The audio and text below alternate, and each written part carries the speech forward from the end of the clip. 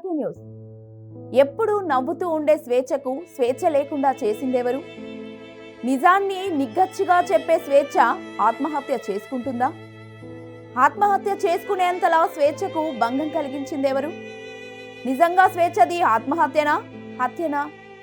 నాన్న వాడిని వదలొద్దు అంటూ స్వేచ్ఛ మాటలు. స్వేచ్ఛ కూతురుతో చివరిగా చెప్పిన విషయాలేంటి? స్వేచ్ఛకు పూర్ణచంద్రరావుతో సంబంధం ఉందా? నిజంగా స్వేచ్ఛ తండ్రి చెప్పినట్లే పూర్ణచంద్రరావు వల్లే ఆత్మహత్య చేసుకుందా? స్వేచ్ఛ ఎప్పుడు వార్తలు చదువుతూ సమాజంలో జరిగే మంచి చెడుల గురించి ప్రజలకు చెప్పే స్వేచ్ఛ ప్రస్తుతం మన మధ్య లేకపోవడం ఎంతో బాధాకరం. తెలంగాణ ఉద్యమంలో తనదైన స్టైల్లో పోరాడిన వీర మహిళ, తెలంగాణ ఉద్యమంలో తన కవితలతో, నా తెలంగాణ అనే వ్యాసాలతో సీమాంధ్రులకు చురకలంటించిన రచయిత. ఉద్యమ అనంతరం రాష్ట్రం వచ్చింది, మన పని అయిపోయింది అని అనుకోకుండా తెలంగాణ రాష్ట్రాన్ని మరింత ముందుకు తీసుకెళ్లేందుకు మీడియా రంగంలోకి అడుగుపెట్టింది. ప్రజలకు న్యాయం చేయాలంటే ప్రజల తరపున ప్రశ్నించేందుకు మీడియా సరైన వేదిక అని నమ్మి ధర్మం 4 పాదాలపై నడిచేందుకు ముఖ్య పిల్లర్ అయిన మీడియా రంగంలోకి వచ్చి సమాజానికి మరింత సేవ చేద్దాం అనుకున్న స్వేచ్ఛకు స్వేచ్ఛ లేకుండా చేసిందెవరు? ప్రస్తుతం తెలంగాణలో ఎవరిని కదిలించినా టీవీ యాంకర్, ఉద్యమకారిణి స్వేచ్ఛ గురించే మాట్లాడుకుంటున్నారు. ప్రముఖ న్యూస్ ఛానల్ టీవీ యాంకర్, ప్రముఖ జర్నలిస్ట్, రచయిత్రి, వక్త అయిన స్వేచ్ఛ ఆత్మహత్య మీద అనేక మంది అనుమానాలు వ్యక్తమవుతున్నాయి. ఆమె ఎంతో ధైర్యవంతురాలు. ఆమె ఇలాంటి పని ఎందుకు చేస్తుంది? ఆత్మహత్య ఎందుకు చేసుకుంటుంది? తెలంగాణ ఉద్యమ సమయంలో చావుకు ఎదురెళ్లి రాష్ట్ర సాధనలో పాలు పంచుకున్న స్వేచ్ఛ ఆత్మహత్య చేసుకుంది అంటే ఎవరైనా నమ్ముతారా అని తోటి మీడియా మిత్రులు ప్రశ్నిస్తున్నారు, దిగ్భ్రాంతి వ్యక్తం చేస్తున్నారు.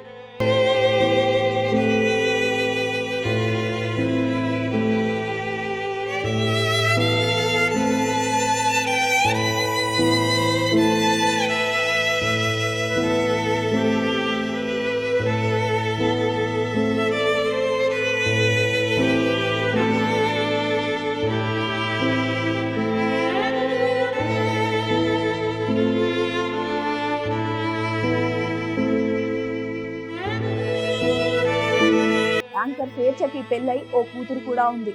మొదటి భర్తతో విడిపోయిన తర్వాత కూతురుతో పాటు ఉంటున్న స్వేచ్ఛతో కొన్నాళ్లుగా పూర్ణచంద్రరావు అనే వ్యక్తి సహజీవనం చేస్తున్నట్లు తెలుస్తోంది. ఆ వ్యక్తి వల్లే స్వేచ్ఛ ఇంతటి అఘాయిత్యానికి పాల్పడింది అని అంటున్నారు. స్వేచ్ఛ తండ్రి తాజాగా తన కూతురి ఆత్మహత్య ఘటనపై స్పందించారు. తన కూతురు ఇలా చేసుకోవడానికి కారణం పూర్ణచంద్రరావు అనే వ్యక్తి అని ఆరోపించారు. గత కొన్ని రోజులు వారిద్దరూ కలిసి ఉంటున్నారని తెలిపారు. ఇద్దరూ సహజీవనం చేస్తున్నారని ఆయన అన్నారు. పెళ్లికి మాత్రం నిరాకరించాడని, ఆ విషయంలోనే తన కూతురు మనస్తాపం చెంది ఉంటుందని స్వేచ్ఛ తండ్రి చెప్పుకొచ్చారు. ఇక జూన్ 26న పూర్ణచంద్రరావు గురించి తనతో మాట్లాడిందని తండ్రి చెప్పారు. ఆయనతో కలిసి ఉండలేని నాన్న, అతడిని కఠినంగా శిక్షించాలని స్వేచ్ఛ తండ్రి కన్నీటి పర్యంతమయ్యారు.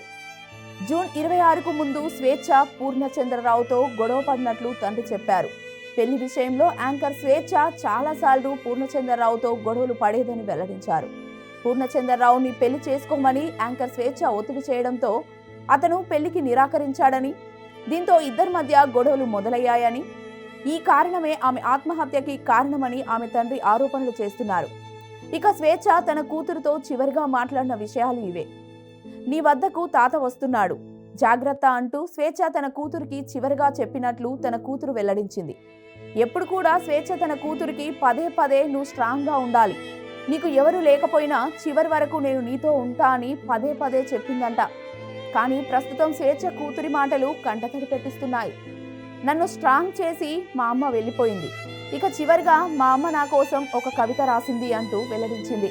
కడుపులో నుంచి బిడ్డ బయటపడి చేతుల్లోకి తీసుకొని గుండెలకు అద్దుకున్నప్పుడు చిన్ని ప్రాణం, చిన్ని ముఖం ఎంత చిన్నగా ఉంది నా చేతుల్లో అనుకున్నాం.